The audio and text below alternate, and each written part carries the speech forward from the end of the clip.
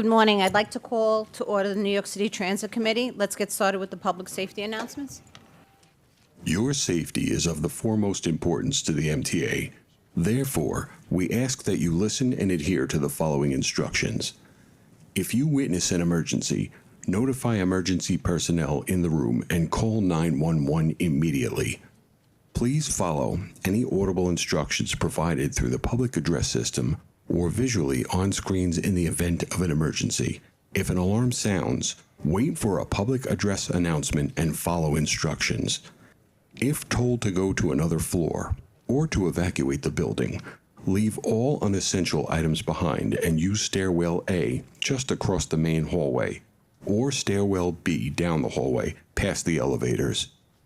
If you have a mobility disability or cannot self-evacuate, please proceed to stairwell D or E for assistance by MTA staff or emergency personnel.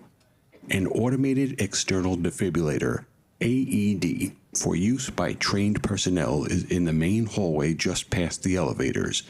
If you need assistance during an evacuation, please tell an MTA staff member or emergency personnel. Thank you and have a safe day. Thank you. Let's move to our public speakers. Good morning. We have 21 members of the public registered to speak today. We ask that all public speakers adhere to the MTA's rules of conduct and decorum. As a reminder to the public speakers that in the interest of time and fairness to all speakers, we limit everyone to 2 minutes. Please be aware that there will be a warning beep to remind you that you have 30 seconds to conclude your remarks. The first speaker will be Kathleen Collins, followed by Evan Genke.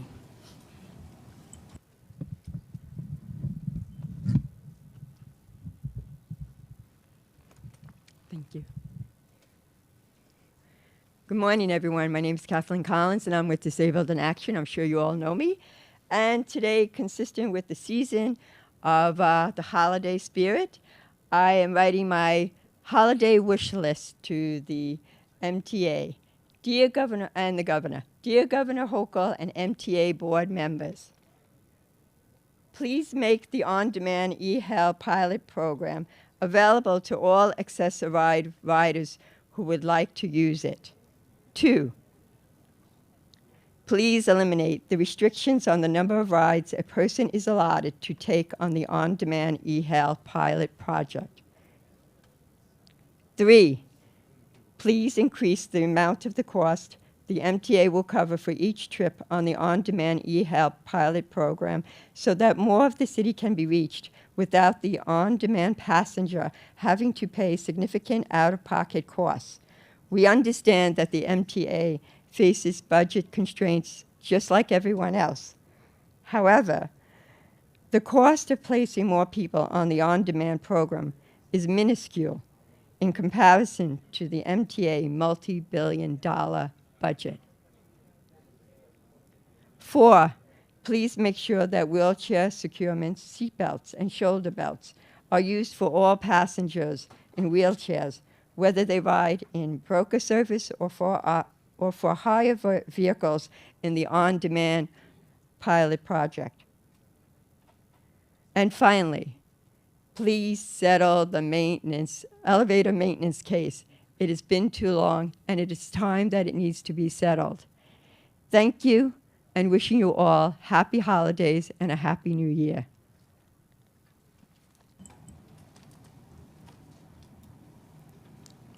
Thank you. Then our next speaker is Evan Yankee, followed by Christopher Greif.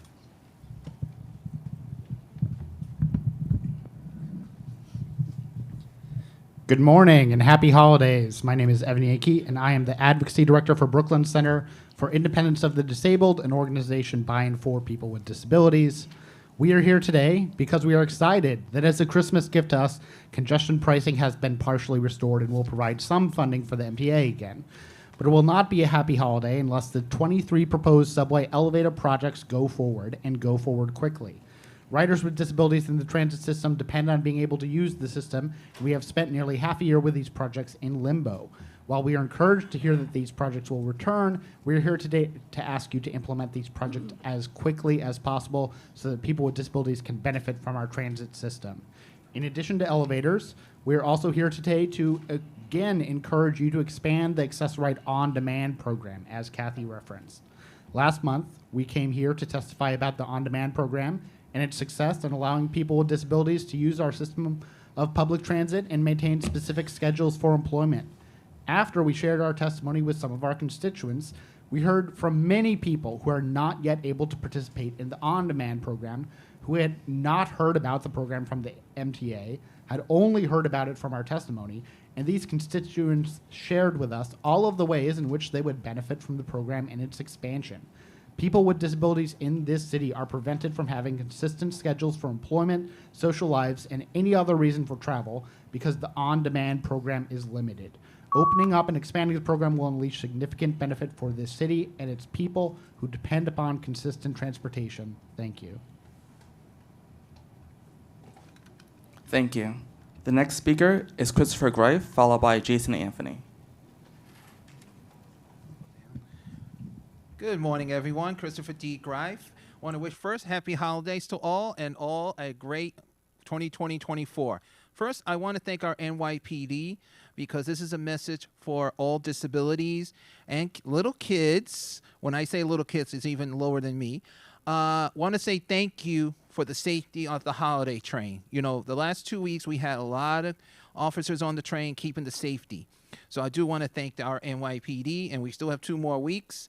And they're actually calling those officers superheroes. So, and that's a really good, happy moment. First of all, I really want to thank the MTA because, first of all, things for the last 6 years, we have gotten things done, and we are going to get things done. But we have to continue advocating, not just Access-A-Ride, not just the railroads, not just the subways, but everything across the board. Planning in the future is our important thing to do. Accessibility is important. Planning is important. We have to continue advocating and still continue advocating to make sure that every station, every bus, every Access-A-Ride is fully accessible today and the next future. We have to continue doing that. And continuing, we must, advocating not just to the MTA, but to all elected officials. To all our elected officials need to hear this clearly. Accessibility is important for disability seniors and our veterans who need it.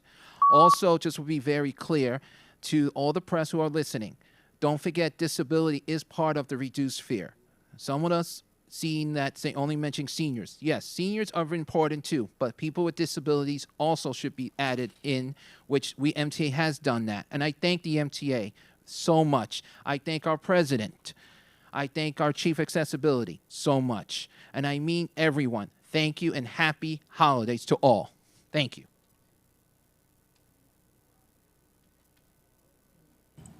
Thank you. The next speaker is Jason Anthony, followed by Iris Kelly. Good morning, everybody. Jason Anthony here. Happy holidays to all. First off, I want to thank our beloved President, Dimitri Chrysler, to be our president of New York City Transit. Is very good to have him in this 2024, despite highs and lows in our transit system, having more elevators in this transit system. It is good to see that Queensboro Plaza, it is accessible already. I want to thank our CND President, Jamie Torres Springer, that it is giving us more elevators, that our Chief of Accessibility, Kimera Arroyo, has been with us every step of the way. No other system has a Chief of Accessibility. We should be thankful for that. And it's up to us, the advocates, to be with them every step of the way. And I want to thank Frank and Carol. Every time that we have a complaint on the buses, he has been very respondent every step of the way. I want to thank the incoming Chief of Transit, Galuda. Thank you like always. Chief Kemper, y'all been there for years. Thank you. Chris P, excellent job. Keep it up in 2025. This is not the old MTA. This is the new MTA. Happy 2025, Thank you for your everybody. comments. The next speaker is Irish Kelly, followed by Alita Dupree. Yes, in terms of the assessor ride, I would like to find out about these vouchers, whether they're supposed to be legit or not. Come find out from recent now. Maggie's trying to tell me they're not, that they're expired. And I know they're not. I got for the beginning of this year, I had to clarify that it is true. These are the correct voucher. And they're trying to say that it's supposed to be 2024, some new voucher. I'm going to get discrepancies taken care of with this, what's going on with it. You know, it's not been riding correctly because I'm a passenger has been for many years. With the assessor ride, a while ago, this past month, had one bad incident with them. It's the fact that he was supposed to, I asked him, he came late. He asked me where it was located. He says, on Atlantic Avenue. I said, I'm supposed to be on Flatbush Avenue. Come and get me. He said, I'll come around and get you. No show. Then all of a sudden, like, I find out from the dispatch, he's saying that he, let me see, second. Then happened I got called to see what happened. And then they said there's no show after I seen him going zoom right past me. So something's not right for driving. Sometimes I think they just don't want to pick up their passengers, which I think is a real disgrace. I hope they correct this soon. Thank you.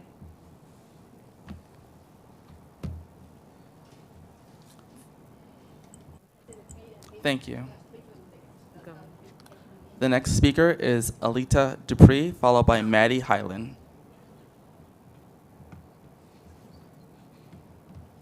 Mayor Haida Mahalsis and members. Alita Dupree, for the record, she and her with Team Folds. I'm going to talk about Subway today. I'm encouraged about ridership. I did some simple math, and it looks like Subway is having 80% or so ridership compared to pre-COVID across the board. So this is very good, and I think we're going to get even farther because people are coming back to the Subway. When I make my next trip to New York, I will definitely be returning to the Subway. And I did see the Omni press conference video. And so we're making it happen. We're making it easier for people to get the reduced fare on Omni through the use of the plastic Omni cards. I've been doing the reduced fare on my phone for over a year. So the cards are going to help more people to get involved with that. And I guess I'll get one in the mail for identification purposes. I'll see what happens. How do we keep up with our infrastructure? I read about an unfortunate incident that happened in our subway about a week ago. We need to work on trying not to have something like that happen again. And I advocate for a renewable energy powered subway. I certainly think I would enjoy the subway more if it was powered by wind and solar as my home is right now, including my broadcast to you. And now that Omni cards are coming out en masse, I think we need to set a date to sunset the Metro card. It's time to go to one system, and this new Omni system works. So I have some subway background for you. I look forward to hearing what you have to say. Thank you. Thank you. The next speaker is Maddie Hyland, followed by Benji Ross. Thank you, Mr. Flynn, and good morning, everybody. I'm Matty W. Bucky's Highland. For today's topic, I'm going to speak about transit and 2024. It is great to have great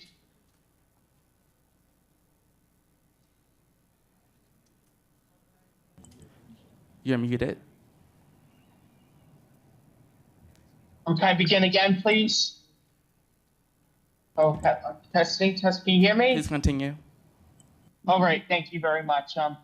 Accessibility, it's great to see projects.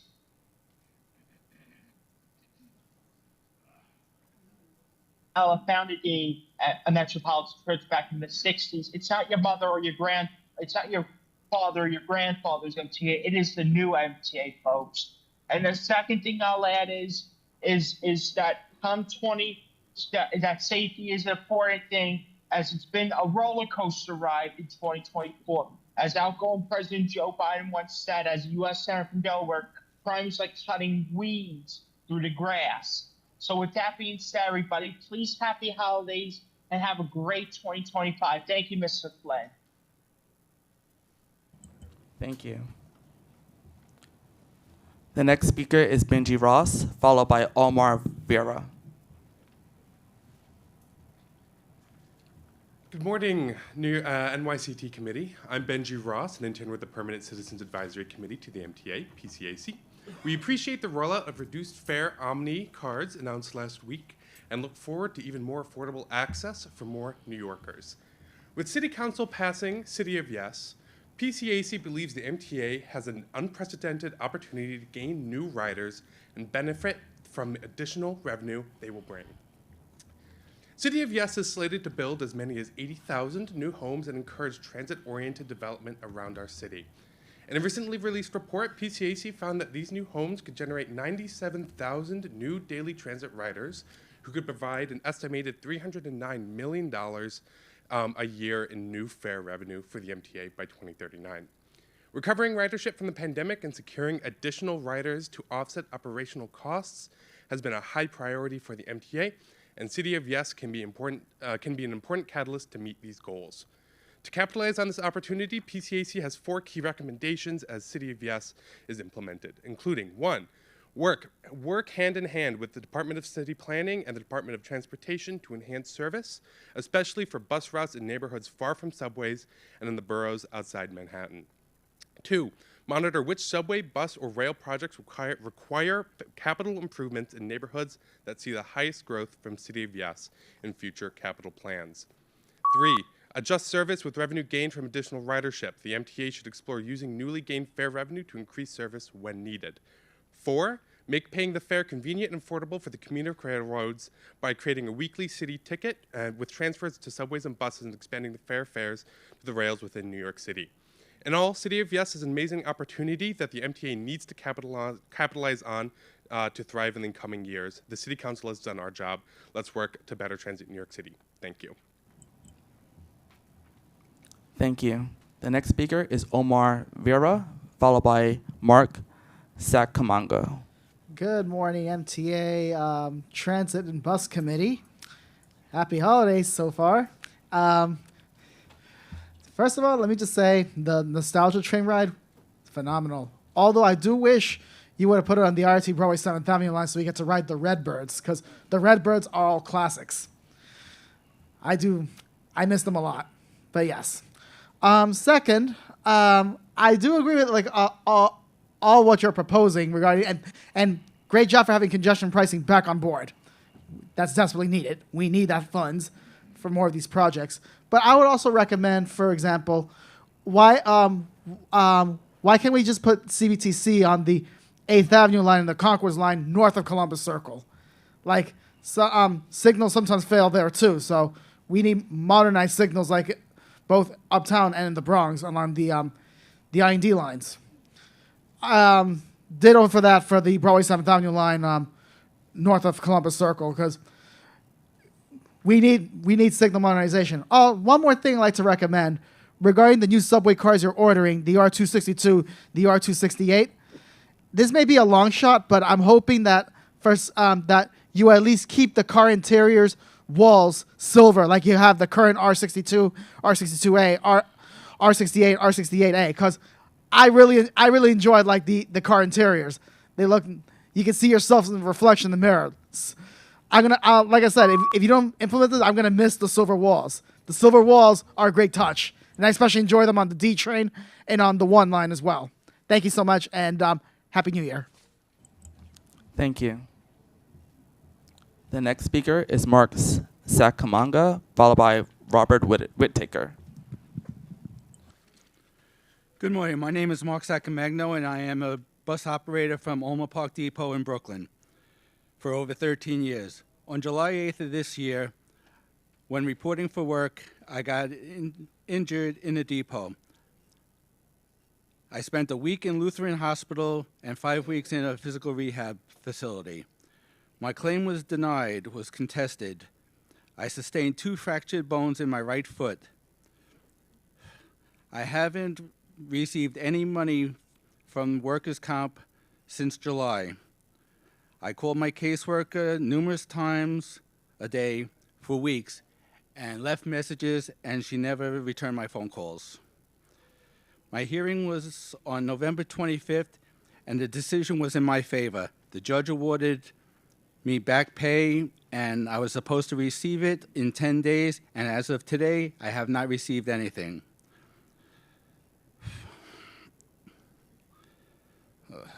I was lucky to get a hold of my caseworker the other day, and she was very rude to me. She told me, "Call your lawyer, do not ever call me again." Is this the way that transit treats its workers in physical comp?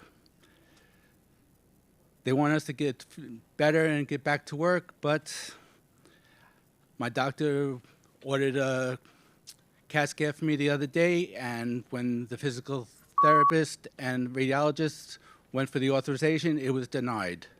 How am I supposed to get back to work if I'm not getting my treatments? Thank you very much, and have a nice holiday. Thank you. The next speaker is Robert Whittaker, followed by Gene Ryan. Good morning, President Criswell, Chairman Holtis, and members of the Transit Committee. My name is Robert Ricker. I'm a local 100 bus operator working and living out of the borough of Brooklyn. I wear many hats. I'm a New York City Transit employee, city and state taxpayer, and I'm a local community board member. I'm here to address a few issues, but none of them are going to be on from the employee side. I'm coming before you to ask that you guys investigate into new OEE policies and workplace violence procedures, because I am basically the telltale. I've been threatened many times on the job. I've been threatened many times physically and verbally by the public, by our own employees, and also by supervisors. It should not be allowed to have a cookie-cutter investigation where nothing has been addressed, which has happened to me several times, and it's unfair. On to my next issue. Bus operator safety is very much lacking here. Over the years, time and time again, we've heard of that there's supposed to be a bus safety plan, which to no avail has ever come to fruition. I'm calling on New York City Transit Management, the NYPD, to come up with a plan to safeguard our employees time after time. Our bus employees, which are out there for no apparent reason, with a radio that does not work, okay, which leaves us out there in danger. And then when we get injured and assaulted, as you just heard, the workers' comp policies is wrong, and you always focus on the 201 days as an employee works. How can we do that when we're been stymied every which way to get paid while we're getting healthy and getting treatments? It's unfair to those employees. Please treat your come into 2025 as a way to help your employees. Thank you. The next speaker is Gene Ryan, followed by Annie Pollock.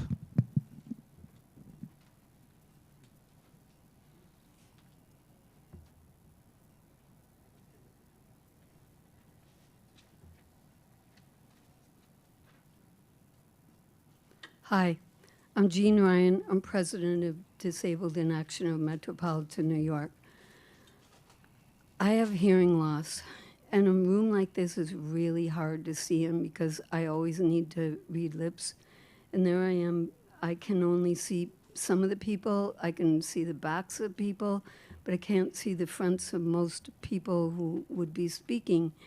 And there's no assistive listening available when you split the rooms like this. You can only get it in one room.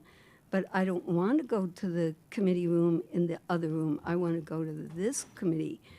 So I think you need to come up with a different solution than splitting the rooms, or figure out a way to get assistive listening in both rooms, but then I still don't know how I could hear. I mean, I'd have to be right up there on the other side of the pillar. And I don't really want to be on that side, and you don't want me to be there either. So, but I'm not the only one with hearing loss who comes to these meetings either. So it's a necessity to hear. Thank you on that. So the other thing that I wanted to talk about was Access Ride and getting the right vehicle. When I started riding Access Ride in the 1990s, they would send me a inaccessible vehicle for my wheelchair. Now they've got it together, or they would tell me they didn't have one. Of course, now they have it together and we get the proper vehicle, but then people like me, and there are other people too, who have spinal injuries and bad spines, we can't ride in those big buses because they kill us. And they make us more injured than we already are. So, but when we... Thank you for your comment. It gets changed overnight. So you have to Thank you for your solve comment. that problem. Thank you. The next speaker is Annie Pollock, followed by Cassie Rafucci.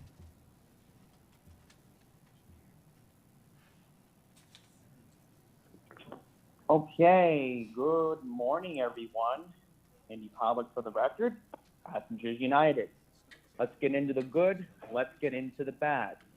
The only good I can say for this year, being from Queens, is that the 7 train, and hopefully Demetrius will bring this up later today, the 7 train has actually seen one of its best on-time performances in years, which you kind of can thank me a couple of years ago getting federal funding from that 3rd stimulus package. That legislation that was passed in 2021 has made a big difference thanks to President Biden. So I want to thank the president for taking action when he did 3 years ago. Now, unfortunately, the bad. Unfortunately, in the same report, we're going to find out that the Queens Boulevard line, the E, F, M, and R trains are going to have one of its worst on-time performances, especially this morning when we had a signal communication issue. So we need to improve on making the Queens Boulevard line more reliable in 2025. Now, the other bad I want to bring up, there have been some incidents recently. We had another subway surfing incident on the 5 train at Eastchester Avenue back on December 8th. Then, on Friday, there was a stabbing on the B41 bus. Then we had a shooting on Hegman Avenue and Boylan Street in Brooklyn yesterday. And then yesterday, also, I want to mention a man was pushed onto the tracks at 34th Street, Herald Square. So I'm going to keep saying it. Safety needs to be the utmost priority in this organization. I'm tired of saying the same thing, but we need to improve on safety in 2025. So I'm going to conclude my remarks, and I expect to speak again in 2025. Have a very happy holiday. The next speaker is Cassie Rafucci, followed by Ron Mitchell.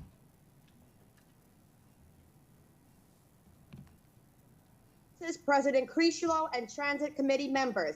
My name is Cassie Rafucci, and I'm a member of Passengers United. I would like to address a situation taking place at the Delancey Street Essex Street Station in Manhattan on the downtown J train platform going towards Broad Street in Manhattan. There is drug activity taking place at this station. Every time that I travel at this station, whenever I go to the Regal Delancey Street Essex Street movie theater to see a movie, I have to witness and see this activity every time I wait for the J train downtown going to Canal Street. I would appreciate if this situation can be addressed immediately. Thank you very much, and happy holidays and happy New Year 2025 to everyone. Thank you. The next speaker is Ron Mitchell, followed by Jessica Murray.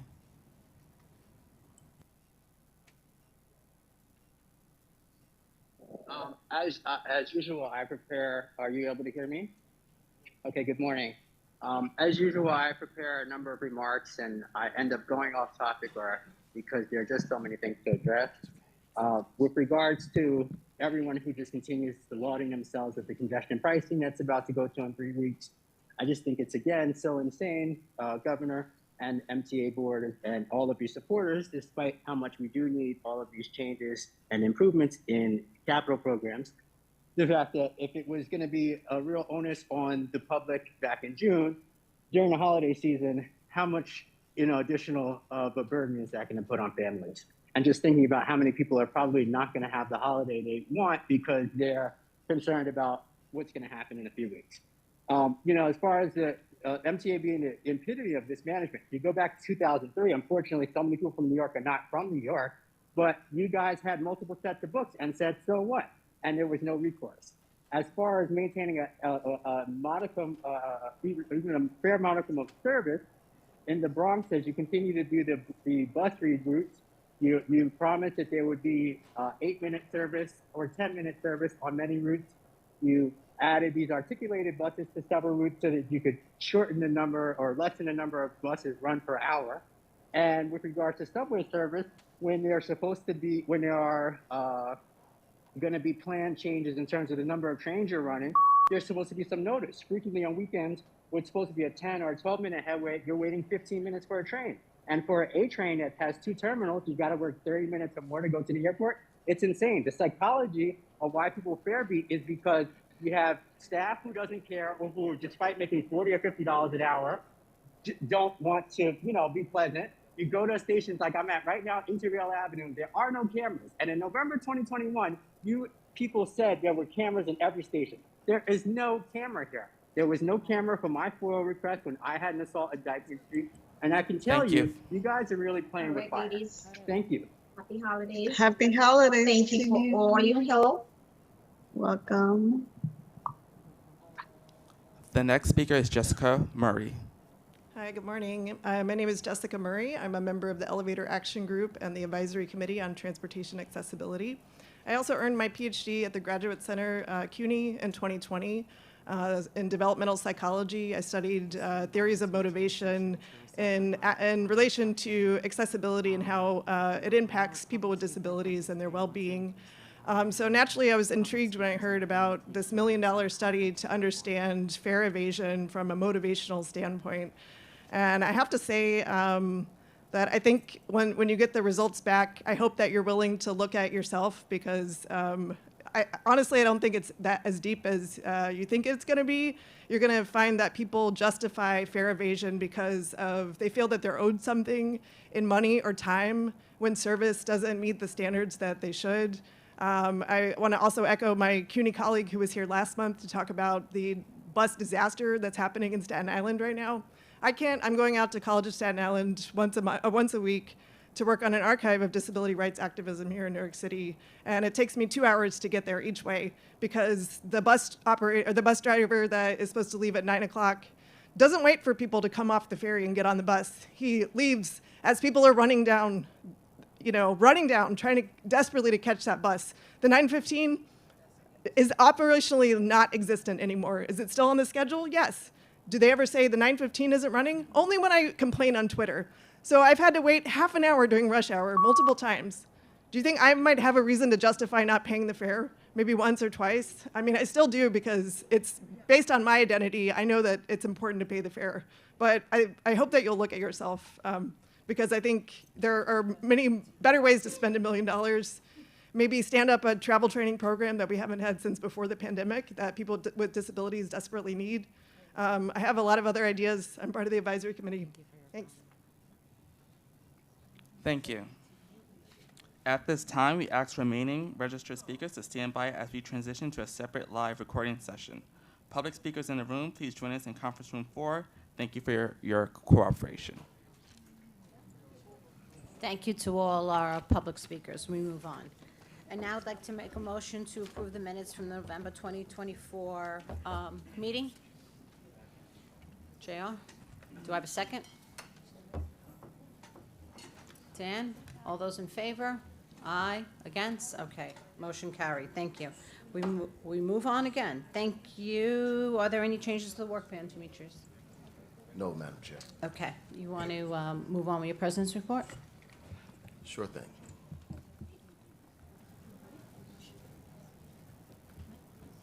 So the entire New York City Transit team is closing out 2024 strong.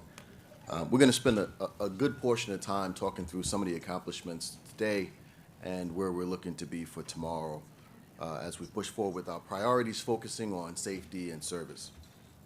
I wanted to start with last Wednesday's service disruptions, which were caused by a substation issue in downtown Brooklyn.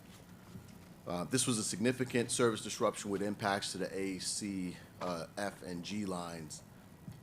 We remain, as we did the day of, in constant communication with Con Edison, and we're conducting a complete review of what transpired. But I can assure you that the teams across the subways department started the response within minutes. And I just want to take the opportunity to thank the hundreds of employees that responded and spent countless hours working through the night to be able to restore service for the morning. Also want to thank the partners, the FDNY and NYPD, who made sure that 3,500 customers who were evacuated from the F trains were evacuated safely without a serious injury. And our maintenance away teams did an incredible job of restoring service that morning. For our customers who were impacted by this incident, our team was there, stepping up to provide support, assistance, and comfort. One individual whose work went viral was that of conductor Teresa Footman, who was she was on one of the two F trains that required evacuation. Conductor Footman had only been on the job 15 months, but she did an amazing job the entire incident. Not just one customer recognized her work. Several customers spoke to her caliber of commitment, her authenticity, and her going above and beyond to be able to support customers. One customer later said, "Our conductor was great, informative, professional, sympathetic, and with good humor." You never hear that in the middle of an evacuation, right? But that points to the caliber of the workers that we have here. There's no question Conductor Footman's here today with us, and I just want to say thank you for a job well done. Why don't you stand up? Just stand up for that.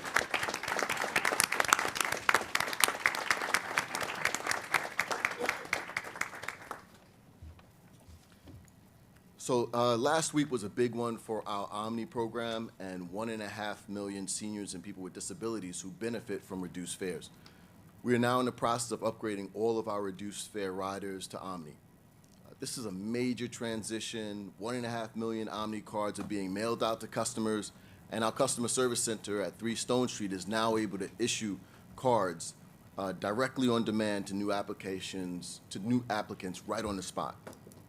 Soon, you can expect to see that we will be rolling out to our mobile sales vans and to our 15 customer service centers in the subway system. Behind it all has been the revenue team. Not one that you hear of frequently. The days of the money train have passed, but the work that they do is still extremely important. That team's led by Mike Alanis, who's been fantastic in leading those efforts. They've processed millions of dollars of bus and subway fares every single day. They are on any given day supporting millions of customers as they refill their cards, tap their devices, or purchase new fare media. Our customers rely on the revenue control to make sure their transactions are smooth and secure, and our system relies on them to safely deliver the fare revenues that we reinvest in running great service. For our reduced fare customers, they have delivered on making the switch to Omni a reality. I want to thank Mike, Maria Canizaro, Dan Griffith, and the entire team for their amazing work. We've seen real momentum on Omni this year. We've installed nearly 400 new vending machines. We've successfully introduced student Omni card, and we're seeing a record high of Omni usage. On weekdays, nearly 65% of subway riders are tapping. This is huge progress from where we were just a short year ago. Now, bringing reduced fare customers onto Omni is one of the final pieces of the puzzle. Last week, I had the opportunity to visit the riders in the Rockaways at our December transit talk. This was the most recent in a comprehensive community engagement push to advance the Rockaway line resilience and rehabilitation project. This will disrupt service on the peninsula starting January 20th. Now, this work is critical for rebuilding aging infrastructure and fortifying against future storms like Hurricane Sandy. At the same time, this project will have real impacts on customers. We have to accept that.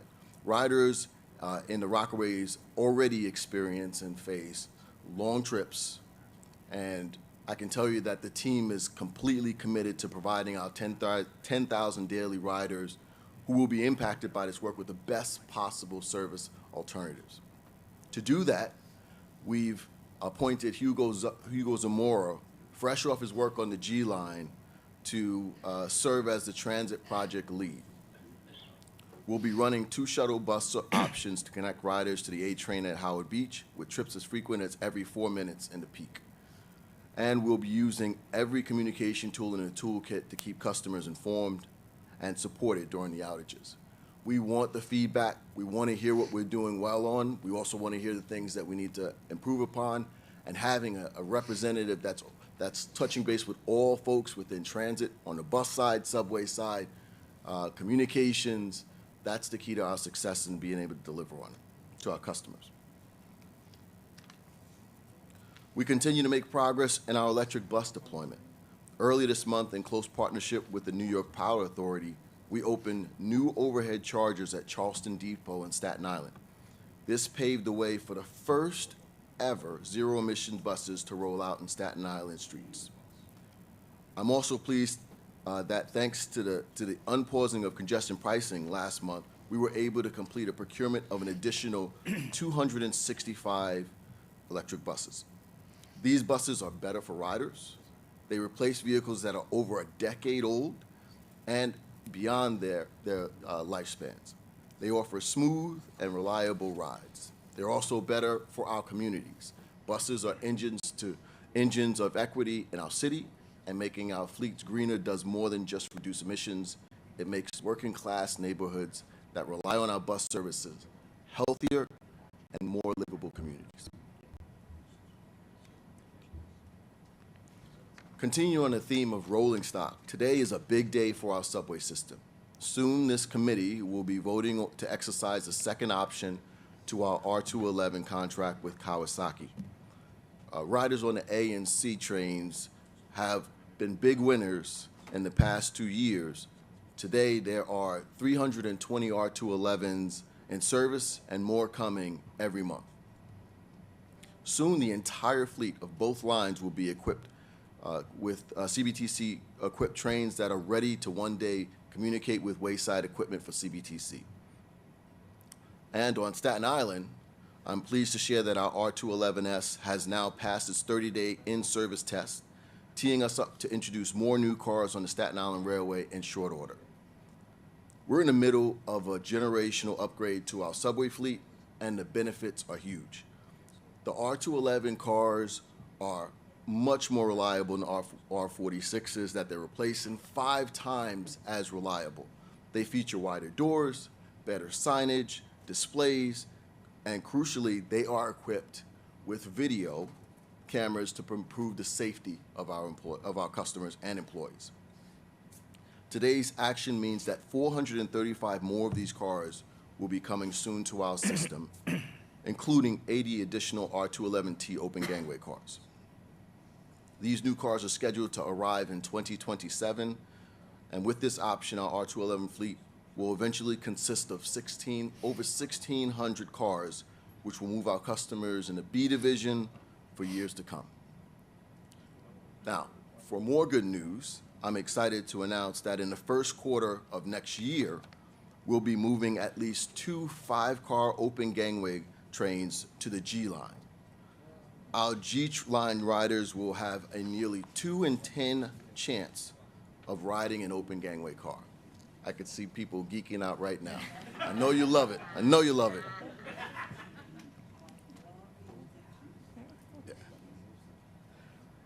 Yeah. It's been great to see New Yorkers come back to transit in bigger and bigger numbers. Just last Thursday, our subway system carried 4.49 million riders.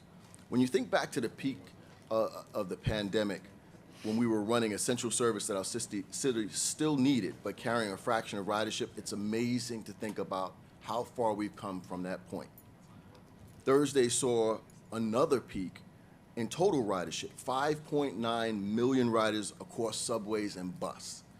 So when you talk about the city is coming back, service is coming back, there's no question that we're prepared to handle it. You'll hear more from Frank shortly about how our buses team performed in November. For the third straight month, ridership is up and fare evasion is down, and that is a big deal. 2 years ago, the MTA Blue Ribbon panel on fare evasion gave us the roadmap, and the team has worked since to advance many of their recommendations. On our buses, we followed the panel's advice and dramatically improved our civilian enforcement tactics through our Eagles team. When I stepped into the role as president in June, bus fare evasion had climbed to 50% and showed no signs of slowing down. Make no mistake, this was and is an existential threat to the future viability of transit. We need fare revenue to run safe and high-quality service. There were a number of projects to address fare evasion in motion when I assumed this role. Some we've doubled down on, like gate guards. There's also been some attention recently to a federally funded RFP on this topic. While our recent steps are showing substantial results, the magnitude of this issue means that we want to consider all avenues to tackle it. An RFP is very different than a contract. Very different. RFP, contract. We will not spend one dime on something that does not make sense or add value to this authority. It's Christmas time. Say that again. We will not spend one dime on something that will not add value or make sense for the authority. Thank you. It's Christmas time, right? Everyone is out shopping, but you don't go out and buy everything you see in the windows of Saks Fifth Avenue, right? It's just shopping. You make, hated us? Okay. Let me be clear. The real behavioral change that is required is needed in the criminal justice system. There continues to be no consequences for people who evade the fare. That is where the behavioral change will have the most significant impact. So we will continue to push that agenda because that is MTA has done its job. We will continue to do what's necessary on our side. But if the criminal justice system does not support our position, and it does not give consequences to those individuals who are evading the fare, we are spinning our wheels. By reducing the rate of fare evasion, we have recouped additional funding that goes into operations, and if this trend continues, revenues will increase by millions, meeting forecasted projections and giving us more resources to keep the lights on and our buses moving. I want to make it clear that the team and their work over the last month and change, 2 months, has made a meaningful difference in reducing fare evasion. The first downward trend in bus fare evasion in years. So we're going to stick with what we're doing. We know it's working, and we'll continue to update this committee on our progress in the months ahead. Now, we'll turn it over to the operating groups. We'll start with Subways for their report. Thank you, Mr. President. Board members, guests.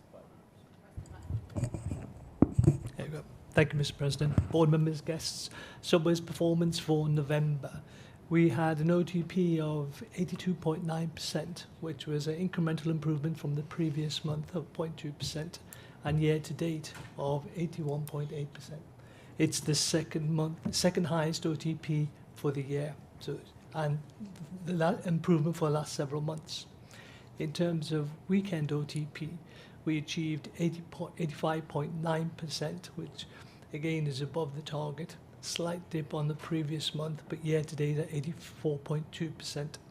CJDP, in terms of the month of November, slight fall from the previous month, driven by the water main break due to the time and location and the impact that had on our customers, took a slight impact upon the OTP.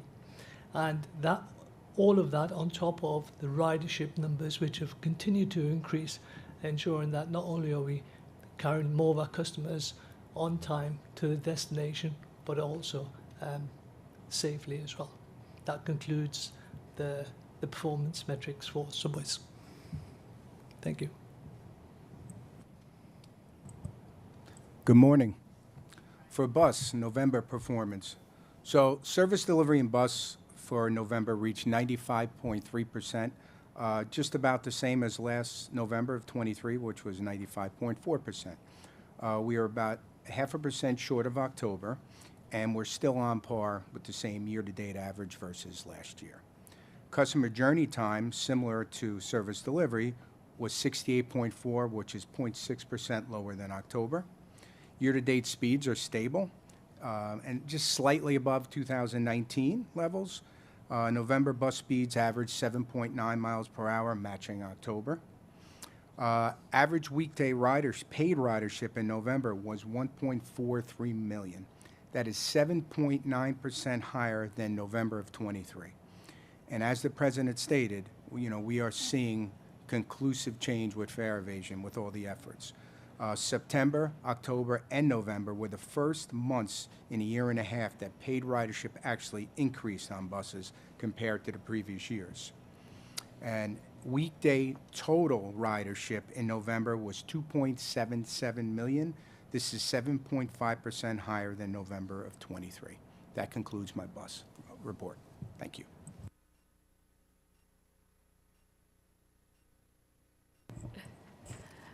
Good morning. For paratransit for the month of November, performance was strong and relatively steady compared to October and recent prior months.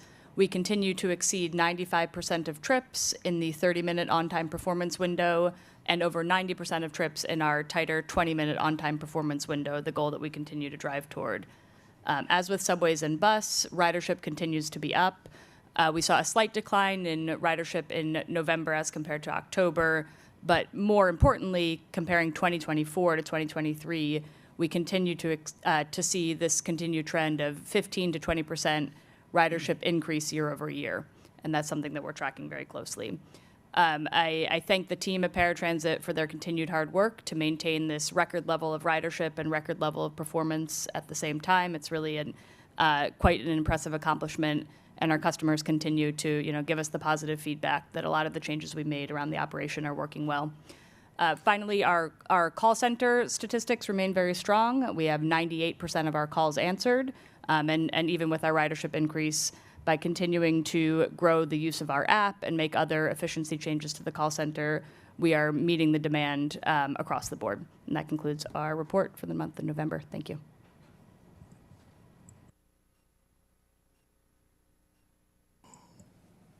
No question, January 5th is a historic day for our city. Here at Transit, we are ready for congestion pricing. We're ready for the new riders that will be coming to our system, who make the switch from their cars to mass transit. In fact, we've been making change all along, and anyone that's been riding with us over the last 5 years has seen the improvement that we've made across our modes of transportation, subway, bus, and paratransit. To put it simply, we are focused on running more service, better service, and safer service. At the same time, we're making our system more accessible and improving connections for millions of New Yorkers. Delivering service is our mission at New York City Transit. It's always exciting when we're able to increase service. In the first half of 2025, we'll be doing just that on local and express buses. In March, we're adding more express bus trips to 8 routes. This provides more one-seat rides to and from the Central Business District for residents outside of Manhattan. In our summer pick, we'll make further additions to our local bus network. This investment through the Outer Borough Transportation Account will go towards running more buses and increase bus operator needs. On our subways, we've already added a huge amount of service on lines stretching from Van Cortlandt Park in the Bronx to Coney Island and Brooklyn. Over 4 phases, we've increased service on weekends and during off-peak periods on weekdays. In total, we're now running 1,200 additional weekly trips on 12 subway lines. Combined, these benefits touch 2.9 million weekend riders and over 800,000 weekday riders. The performance data is encouraging. The service delivery team in subways is making good on our commitment to reduce headways by roughly 2 minutes during the time spans of enhanced service. And riders themselves are responding. On Saturday, December 7th, over 3 million customers rode the subway, our best weekend day since the pandemic. If you run good, frequent service, the people will come. And that's exactly what's happening on the subway. We aren't just running more service, we're running better service. The linchpin of this on the subway is CBTC. And 2024 was a big year for CBTC. We activated automatic train operation on the Queens Boulevard line, further leveraging the benefits of CBTC on 4 crucial lines. On the E and M, we've seen real successes here. Weekday running times on the E are down 10% in 2024 and 5% running time reduction on the M. These improvements show the power of CBTC to run faster, more reliable service. Now, reducing running times means customers reach their destinations faster. In a business where every second counts, this is huge for our operations. 2025 will be even bigger. We'll fully optimize CBTC on the Culver line in Brooklyn.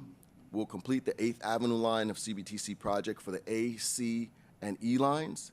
And thanks to congestion pricing, we'll take the first steps towards bringing CBTC to the Fulton and Liberty lines on the A and C in Brooklyn, bringing better service to neighborhoods like East New York, Bed-Stuy, and Ozone Park. Another win for better service has been the introduction of automated camera enforcement, or ACE, on buses. By expanding camera enforcement beyond the bus lanes to double parking and cars blocking bus stops, we're able to unlock huge benefits to bus speeds and reliability. Double parking may seem like an innocent act, but the impact may be enormous on a bus full of dozens of New Yorkers whose trips are now snarled in traffic. It doesn't have to be this way. We see a roughly 5% increase in speeds above what bus lanes and busways already provide with ACE, and we're hoping to move that number higher into the future. It's also a safety win. Keeping bus stops clear is crucial for accessible boarding and for the safety of our passengers and operators. We see a roughly 20% reduction in collisions on routes where ACE is implemented, and this keeps the buses moving as well and saves us money on repairs. To date, ACE is on 34 bus routes and 1,000 buses. Enforcement is happening in all 5 boroughs, and 2025 will be further expanded to more routes and bring these benefits to even more riders. Bear with me, I am winding up, I promise you.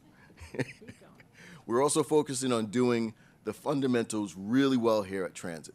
Having a fully hired team of bus operators is critical. We talked about the service that we're going to be running. Hiring more operators means fewer vacancies, more service delivered, and better service for our riders. This year, the Department of Buses had an ambitious goal of hiring 2,000 bus operators. Working hand in hand with our colleagues at the MTA Human Resources, the team developed an aggressive plan to reach that goal, and the near end of 2024, I'm thrilled to say that we're on track to reach it. Hiring these additional operators will allow us to run excellent service on operations like the Rockaway Shuttle, increase bus service, and be ready for the Queens bus network redesign. Bringing system-wide accessibility to our subway is a core goal of the MTA. More accessibility in the system provides connections to customers who have historically been unable to fully benefit from our transit system. Just last week, we opened 2 new elevators at the newly accessible Queensboro Plaza, our 145th accessible subway station. There's more to look forward to with another 36 stations under construction right now. And topping it all off, we are delivering historic elevator performance. Our elevators and escalators team, led by Steve Carson, does an incredible work of keeping our ever-growing fleet of elevators in its top condition. At Transit, we had the ambitious goal for 2024 of 97% elevator availability. Well, in October and November, the team exceeded this goal with availability above 98%. This is the best elevator availability in over a decade, a stat that is especially impressive when you consider that there are 326 New York City Transit maintained elevators in our system today, far more than the last time when we reached this milestone. While we've made huge progress on accessibility, there are still many New Yorkers who rely on paratransit service to get around. In 2024, we had a banner year at paratransit. We raised the bar on on-time performance to tighten the 20-minute window, better reflecting the needs of our customers. We've made major improvements to our booking process.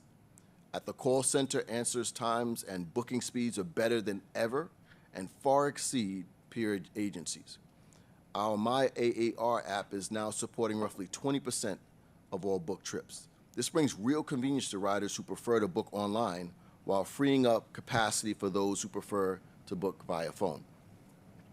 Our broker services, which carry the majority of our riders, have had huge performance gains in 2024. By leaning in on service improvements, we've reduced wait times, increased on-time pickups and drop-offs, and improved the customer experience. We've also moved full speed ahead with new customer improvements like our first ever electric paratransit vehicles and our new Manhattan Assessment Center. When you put it all together, it's no surprise that ridership has reached record levels this year. Paratransit was the first transit mode at the MTA to reach and exceed pre-pandemic ridership. A few notable recent milestones. On December 4th, we had our best weekday ever with 41,838 riders. And just this past weekend, we had our best ever Saturday and our best ever Sunday with overall weekend ridership exceeding 50,000 customers. And at the same time, as we welcome a historic volume of riders, we have held steady with the improved service we outlined below, thanks to the amazing work of Acting VP Rachel Cohen, who's doing just a fantastic job with this entire paratransit team. Thank you, Rachel. Knitting everything together is a commitment to safety. I say it all the time, there's no greater priority to me as a president than to ensure that customers reach their destination safely and that our employees head home in the same condition that they arrived to work. To that end, we've taken clear steps at Transit to improve safety, especially in the subway system. In February, Governor Hochul challenged us to install cameras in 100% of our 6,000-car subway fleet by the end of the year. Today, I'm excited to share that we're nearly there and that car equipment led by VP and Chief Mechanical Officer Sue Coe is on track to reach that goal. We're just right there. And there's no question we're going to go. Where are we at, Sue? 99.5%. And we'll definitely be done by the end of the year. These cameras supplement our already expansive station camera network, and they've already helped the NYPD solve several notable crimes. On our platforms, we've expanded our platform barrier project to over a dozen stations, with Flushing Main Street completed over the weekend. In recent weeks, the team has refined the design of these barriers. Now they're constructed of a sleek, reliable stainless steel. We've been encouraged by the initial rollout of stations in this program, and customers appreciate the sense of security that they provide on crowded platforms. We'll be looking to expand this program more in 2025, working with our partners in C&D. This year, we've also expanded our scout teams to respond to mental health challenges in our system. These collaborative teams of MTA PD and trained New York City mental health clinicians have helped New Yorkers to in need receive permanent treatment. Crucially, the continued excellent work of NYPD in our system has driven crime down. Even accounting for an increase in January, transit crime is down 6.3% this year as ridership itself has grown. This is a testament to Chief Galata and the Transit Bureau, so thank you for your help and your support. As we look forward to January 5th, our team is ready. We'll have leadership from all of our divisions in the field. We've established internal working groups to ensure we deliver exceptional day one service, and we've made real progress delivering more service, better service, and safer service for our city. That completes our report. Thank you, Demetrius. Great work with everyone here. So thank you on behalf of the Transit Committee. I have a couple of questions, and then JR has a question, Andrew, Dan, and I think David Jones. But Frank, do you have, when you were talking about fare evasion, do you have it broken down on bus by bus lines? Do you have it that level of detail? We do. I don't have that information with me. Okay. We actually break it right down to. Okay, with but the you'll bus share stop. it with us? Yeah, we can put something together Okay, for you, great. sure. Okay, thank you. Andrew? Yeah, thanks, Demetrius, for a great report. When you were giving your summary on CBTC and how it's advanced on various lines, and you said it's going to be done on the 8th Avenue line, I assume you meant south of 59th Street, not north of 59th Street. Yeah. Is that a fair assumption? Yes. Thank you. Dan? Thank you very much. Demetrius, thank you for that. We are wishing you all the best for continued success here. And I just wanted to make a quick comment and then a question for you about CBTC. First of all, to Conductor Footman, you are an absolute inspiration. That was a very difficult situation that you were in, and you are an inspiration to all of us. When you see somebody doing their job in New York City and doing it well and with enthusiasm and poise and professionalism, I just think we should all be recognizing that. So I just wanted to add my thanks to the president's thanks to you. So thank you very much. And on CBTC, the stats that you had up, Demetrius, about the E and the M, the reductions in 5 and 10%, can you just describe to me what that was? Was that a 10% and 5% reduction in time? I may have missed it. It's a reduction, and Bill, correct me if I'm wrong, it's a reduction in runtime from end to end for each of those lines. In the CBTC segment, it is a reduction in runtime. Okay. Let me ask you, so is it fair to expect that if you have CBTC in place across an entire line and not just a section, that those decreases in runtimes would be greater than 5 or 10%? Or is that what we expect for CBTC as a matter of improvement here? That's a good question. I don't know exactly what we saw when we did the L and the 7. I can get back to you. I think that the one thing we have seen is specifically every time we have a new line roll out with CBTC, we have to change the schedule. It does two things, right? One, it allows you to have what a real runtime is to get from end to end, but it also allows if you have the ability to add additional trains in for service. So you can bulk up the service by adding, because the runtime itself is a lot faster. But I will get the anticipated runtime increases for the line. Okay, great. And also it seems to me that there would be a commensurate increase in the reliability in that section. Certainly, if you did it across the whole line, it would be much higher reliability. Is there a way that is measured? It seems like I would expect that is already bearing out in the E and the M line. But is there a way to measure that, or have you captured that in any way? So we did it for the 7. We did a before analysis of what service was running like before CBTC, and then now it's running close to 90% pretty much every day. Queens Boulevard is a little more complicated because there are junctions where the L line and 7 line do not have. So it does mean you're infusing different lines and crossing points. So it's not going to be exactly the same, but the hope is that we will improve. I mean, you know, to the 90%. That's what our target is, to get to 90%, like we did on the 7 and the L line. And just so I understand, the 90% is 90% reliability. So what does that number That's represent? 90% of trains operating as per schedule without delays. And the good thing about the great thing about CBTC is it eliminates a lot of the wayside issues that break down. When switches have issues, when track circuits have issues, the wires go bad.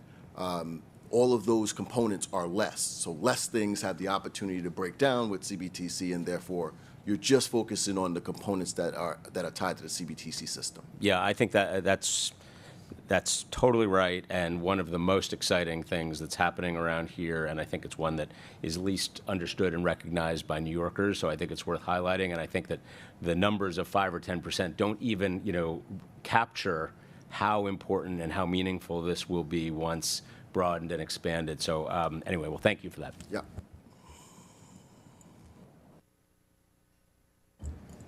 Randy. Great reports, great success, thanks to all the transit. The 99.8% of the cameras, that excludes the R46s, right? They did not receive any cameras R46s. Actually, some of the R46s that has not been retired have cameras. The ones that we're retiring, we did not put cameras in them. Oh, thank you. David. Yeah, Demetrius, I'm pleased to see a new focus on bus fare evasion. Obviously, that's the place we're hemorrhaging most, both in terms of the percentages, which are unreal, 50, 60%. I'm particularly, I want to endorse and support the use of unarmed personnel to both avoid catastrophes either to the enforcement officials or to passengers who get in the line of fire accidentally, which has happened. But I guess I also want to press something I've been pressing now for a decade, that we make sure the enforcement is equitable. It just doesn't focus on poor communities, but takes in all communities. And I think we've all been witness to very fancy people in three-piece suits, or like me, getting through a slam gate. I just don't want to make it focused only on those neighborhoods that have the poorest people. So with that comment, more a comment than anything else, but I applaud the new efforts that are going on.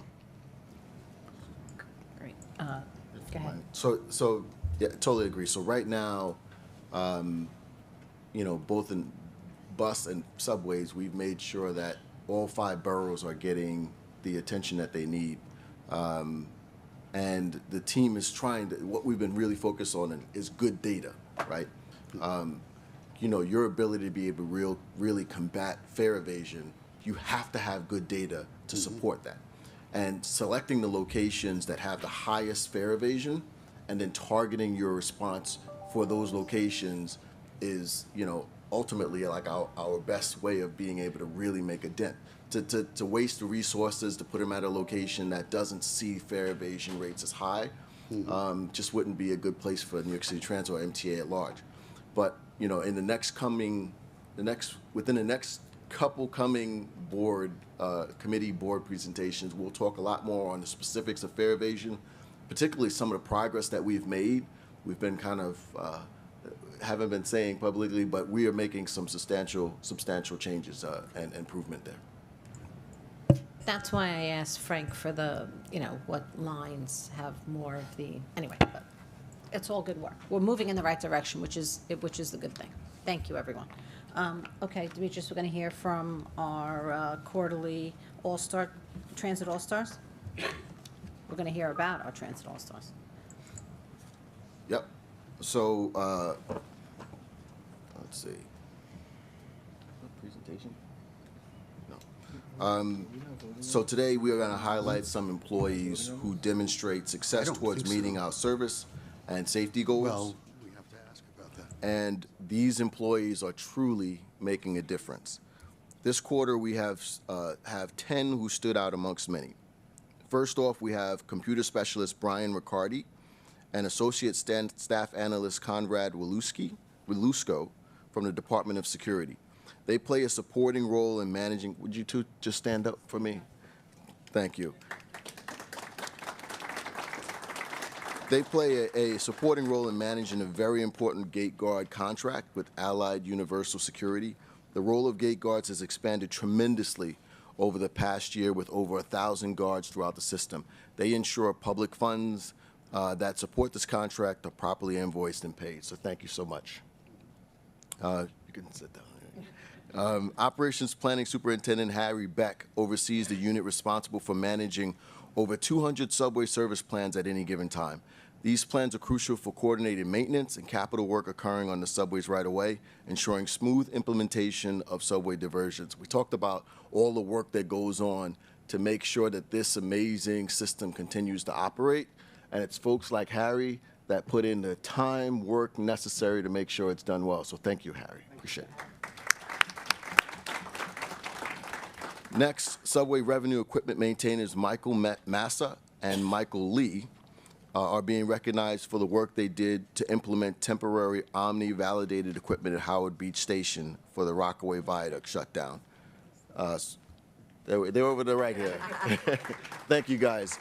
A truly challenging moment, and the residents will, without question, love what you guys are doing. Jonathan Sierra is a trained service supervisor who's been dedicated to supporting the transition from the old general order system, UGOS, to the new track access management system platform that will enhance operational efficiency, improve interdepartmental communication, and ultimately provide a better service experience for customers. A 100-year-old system, our processes are sometimes just as antiquated.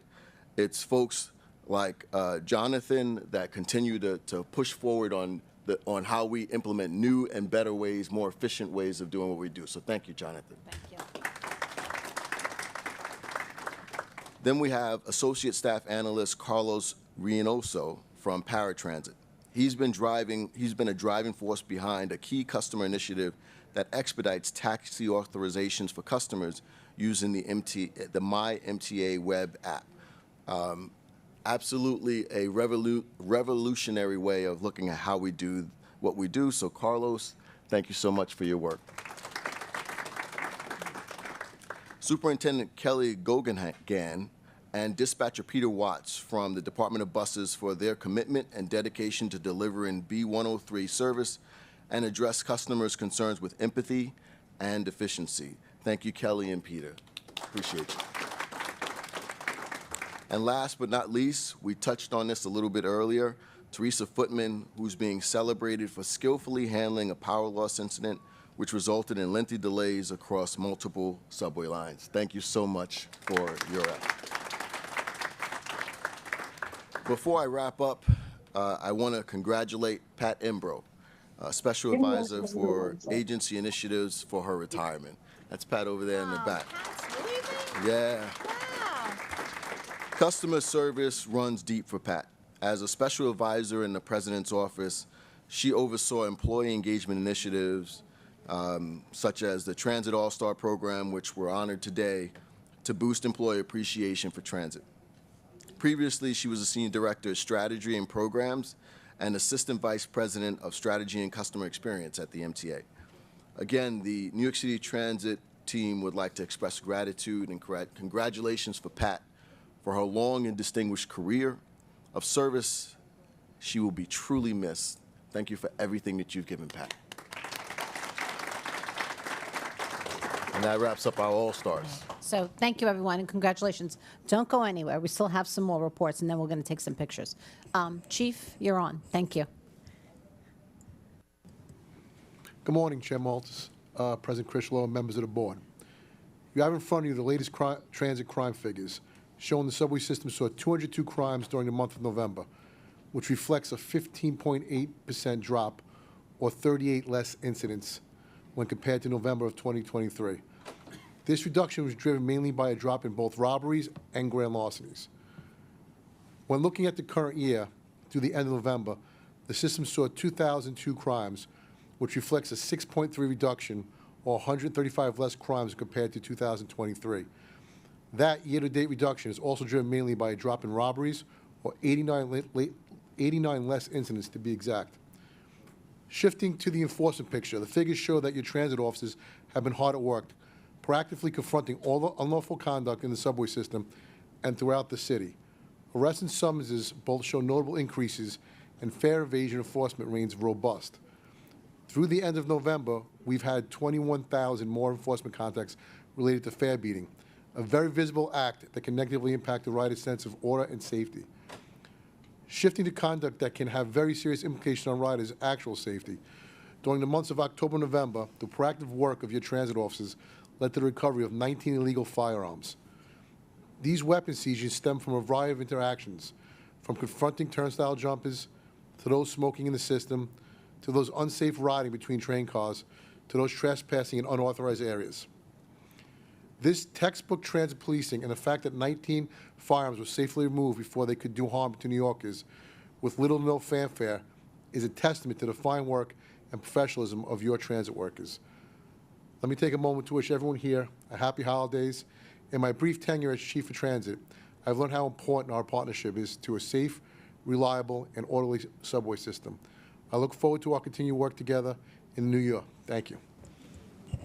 Thank you, Chief, and thank you for all your hard work, and we value the partnership and the friendship. Any questions for the Chief? See, everything's moving in the right direction. It's all great. All right, thank you. Okay, we move on to Q. Thank you so much. I want to take an opportunity to further spotlight some accessibility accomplishments from these last very eventful few weeks. First, I am really excited to echo in the celebratory commentaries for a reduced fare program finally being transitioned into the Omni world. This has been a priority of mine since starting at the MTA, and I'm so pleased for the first reduced fare Omni cards that were mailed last week to new customers. As I said before, we have close to 1.5 million customers in that ecosystem made up of aging New Yorkers and New Yorkers with disabilities. And while many reduced fare customers opt into Omni using their own mobile device or card, this will be the first time that all reduced fare customers have access to the benefits that Omni provides. Reduced fare Omni gives older adults and customers with disabilities everything MetroCard did and more. I want to thank Michael Enos, Maria Canizaro, Amy Linden, Tim Kaiser, Neo Narayan, and many other people around the agency who worked tirelessly to make this possible. The return of congestion pricing has been an exciting development for our customers, especially our customers with disabilities. We're seeing 23 stations back in progress, with funding for capital improvements like new accessible stations, as well as improved bus and access-ride service we expect to see in Lower Manhattan, with flowing streets, customers moving. Along with the rest of the MTA, my team has been working to ensure all customers and all users of the congestion relief zone are aware of what to expect. Customers with disabilities can apply for the Individual Disability Exemption Plan, or as we call it, IDEP, if they are using private vehicles to drive into the zone. We held our very first webinar on IDEP earlier this month and are planning another one dedicated to IDEP specifically on December 23rd. This is in addition to the many other webinars that are occurring to build awareness of congestion pricing, all of which can be found online. The exemption for customers with disabilities was included in the original legislation, and we want to ensure all eligible customers are aware of IDEP and the other discount programs, part of congestion pricing. Lastly, I want to follow up on Queensboro Plaza becoming the latest accessible subway station. Queensboro Plaza is an incredibly important transfer point for our Queens customers, and the construction of the elevators was no small feat, with a more than 2,000 square foot mezzanine extension built over the entrance to the Queensboro Bridge. I want to thank Jamie and the entire team at CND for making this possible, and all of our partners at E&E, which I know we'll be celebrating tomorrow with some awards, but really the work that we do to build elevators is complementary and only made even better by the E&E team led by Steve Carson, who are really doing a Herculean job, as Demetrius mentioned, delivering higher than expected elevator availability system-wide. So thanks to all the teams, and I am, with that, happy to close. Thank you, Q. Great work. Any questions for Q? Okay, thank you. If not, we're going to move on to Lou. You're the star of the show today, Lou. Thank you. It's quite an honor. Good morning, everyone. As the New York City Transit procurement package includes one action this month. As previously mentioned by President Critchlow earlier this morning, this action is a request for approval of a modification to the base contract R34211 awarded to Kawasaki for the exercise of Option 2 for the purchase of 435 R211 cars at an estimated price of $1.27 billion. Under this option, Option 2, 350 closed-end cars and 80 open gangway cars will be designed, built, and configured in 5-car operating units. In January 2018, the board approved the base award contract to Kawasaki to deliver 535 R211 cars in total. That was comprised of 440 closed-end cars, 20 open gangway cars, and 75 cars for Staten Island Railway.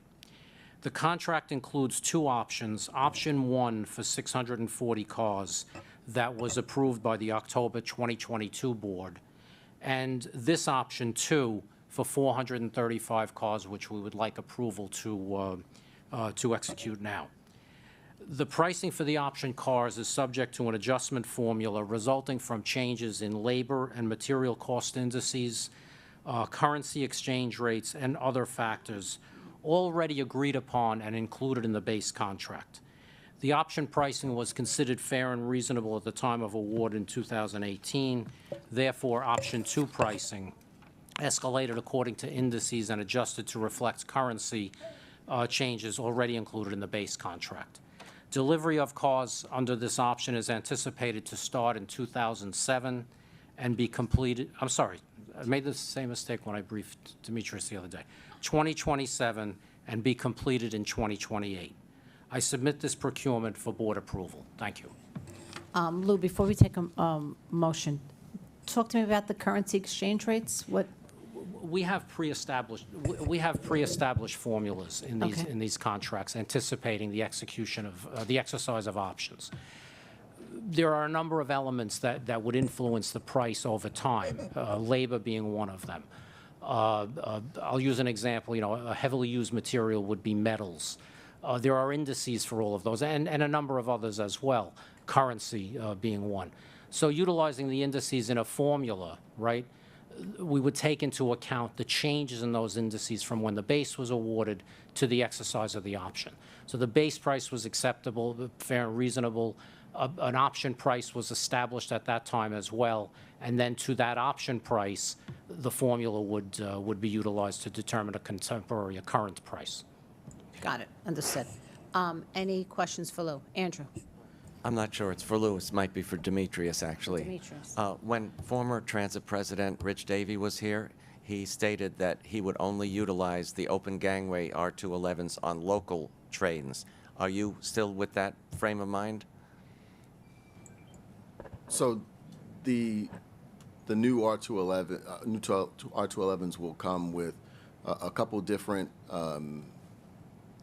nuances that the current cars do not have. The open gangways will have nuances? Yes. Oh. So the intent is to use them at various lines. Right now we only have the 20 cars.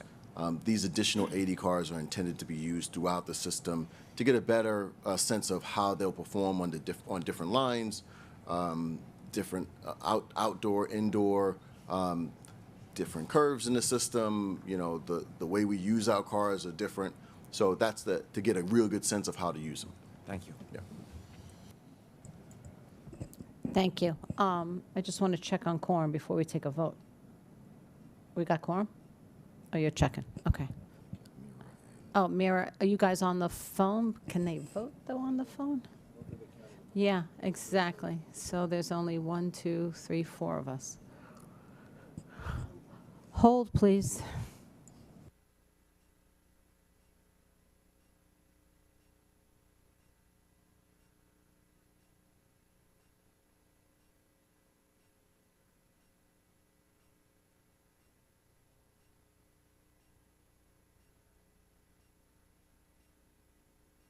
All right, we have quorum. Sorry, Sam, I didn't know that you were. I had a chat. I apologize deeply. Front window shopping. My God, I wish. Anyway, now, okay, so can I have a motion to move so moved? Second, JR. Okay, all those in favor? Aye. Against? Okay, motion carries. Congratulations. Good moment for the MTA. I guess that's the end of our meeting today. Have a motion to adjourn. JR? David? Okay. Everyone, please, why don't we take a moment to take some pictures with our great Transit All-Stars. Thank you, everyone. Bye-bye.